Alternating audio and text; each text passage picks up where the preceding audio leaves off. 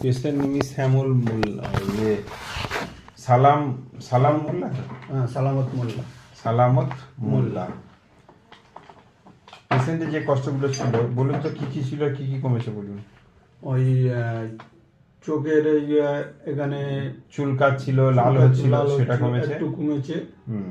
আচ্ছা, এই গোড়ালি, পায়ের গোড়ালিতে ব্যথা ছিল, ব্যথা ছিল, ফোলা ছিল, কমেছে। সেটা কমেছে।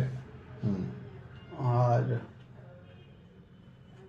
আর হাতের যে মেন যে হ্যাঁ, সোরিয়াসিস, এগুলো সোরিয়াসিস তো অনেকটাই কমে গেছে, অনেকই কমে গেছে। অনেক কমে গেছে। আপনি একটু নিম পাতা আর নারকেল তেল ইউজ করবেন, ঠিক আছে?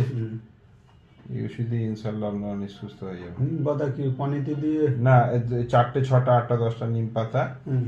আর 25 গ্রাম নারকেল তেল একসঙ্গে ফুটিয়ে নেবেন, এবার ওই তেলটা ওখানে লাগাবেন, ঠিক আছে? তাহলেই সম্পূর্ণ সেরে যাবে। এটা বিএমআর ইফেক্ট রয়েছে আর সোরিয়াসিস রয়েছে, আর তার সঙ্গে ইনফ্লামেশন রয়েছে বডিতে।